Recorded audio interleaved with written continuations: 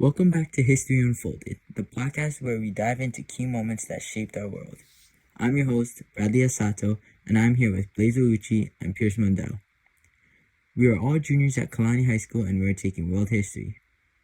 The purpose of today's podcast is to take our listeners and explore the end of World War I, the Treaty of Versailles, a landmark agreement that played a crucial role in ending World War I.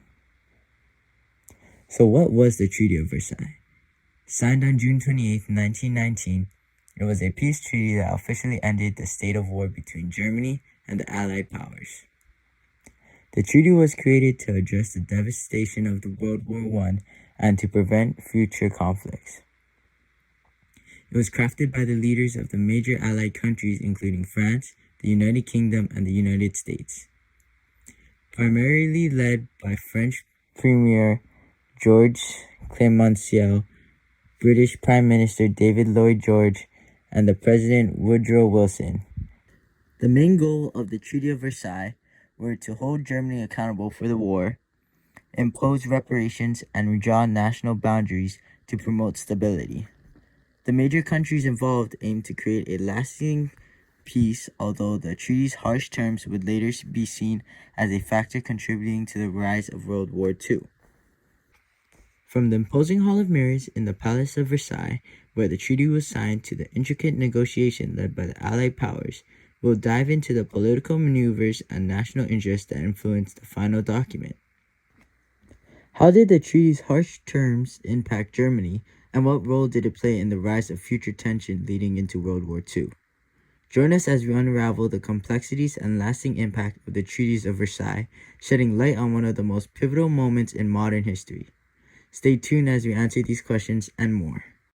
So, Blaze, tell me some of the main penalties that the Treaty of Versailles input on Germany.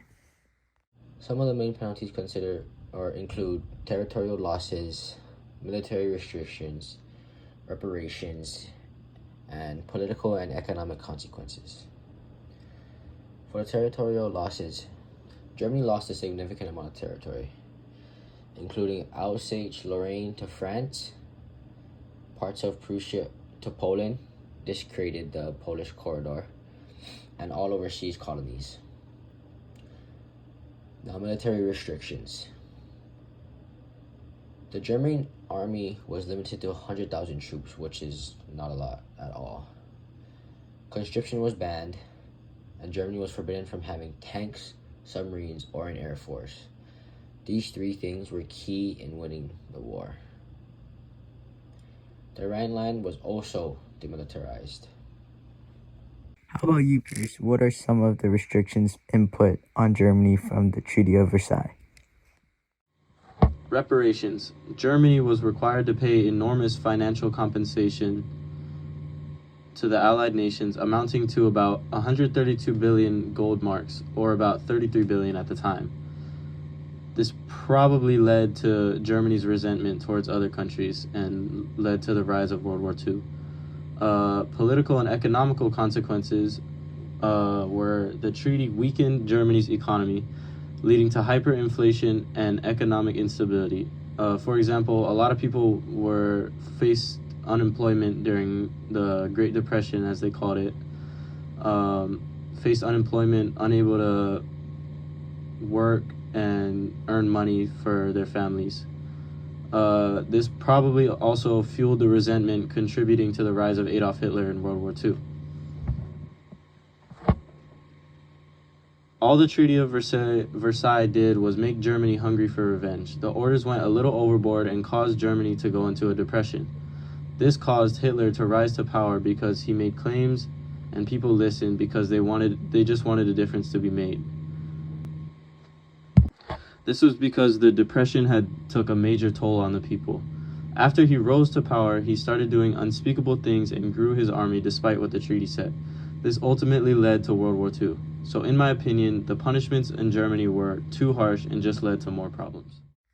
Thank you, Blaze and Pierce. So now I just want to ask you guys, what is your personal opinion on the punishment held on Germany from the Treaty of Versailles? In my personal opinion, I feel like the terms of the Treaty of Versailles were just a little bit too harsh on Germany, and I think they led to more problems ultimately. Like the stuff like limiting their army and stuff like that, I get those ones, but I feel like if they would have just kept it to military only and not taken land away from them and taken all these other things and taken money, it wouldn't have led to as great of a depression for Germany, and they would have still learned their lesson, but they wouldn't have felt resentment towards the US and, you know, other countries. And they wouldn't have felt that resentment, and it wouldn't have made Hitler rise into action and people actually go for him. Because if they weren't in such a bad depression from the treaty, then they wouldn't have believed a guy like Hitler who was telling them all these things about how people should be perfect and all that. They wouldn't have followed a guy like that unless they were desperate. And he was making all these claims that they would follow, that sounded good on paper, so they just followed him because of that. But I think if the treaty was less harsh, that none of that would have happened, and World War II would have never happened, and it probably would have been better off that way. So, after World War I, the Allies basically dropped the hammer on Germany with this treaty in 1919. First off, they had to take full blame for the war. Yeah, all of it. Thanks to the war guilt clause. That alone was humiliating. But then came the real pain. They were slapped with insane reparations. We're talking 132 billion gold marks, which completely wrecked their economy.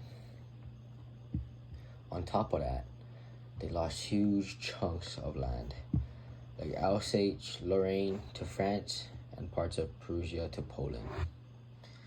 And their military was gutted. No air force, no tanks, and army capped at just 100,000 troops. Basically, Germany was left weak, broke, and furious because they wanted revenge and they didn't think it was fair. And honestly, this whole thing didn't just end there. This resentment played a huge role in the rise of Hitler. And well, we all know what happened next. World War II. Wow, that is very interesting to hear from both of you guys. But as we wrap up today's episode of History Unfolded, it is clear that the Treaty of Versailles was more than just a peace agreement. It was a pivotal moment that reshaped the world. While it was aimed to bring lasting peace, the treaty's harsh terms and economical strain it placed on Germany planted the seeds for future conflict. The political and social repercussions of the treaty remind us the delicate balance required in international diplomacy. Understanding the Treaty of Versailles helps us grasp the complexities of post-war negotiation and the intricate web of causes that led World War II. Thank you for joining us on this deep dive into history. And as we look forward to exploring more key moments with you in our next episode. Until then, I'm Bradley Asato, here with Ouchi and Pierce Mundell, and this is History Unfolded.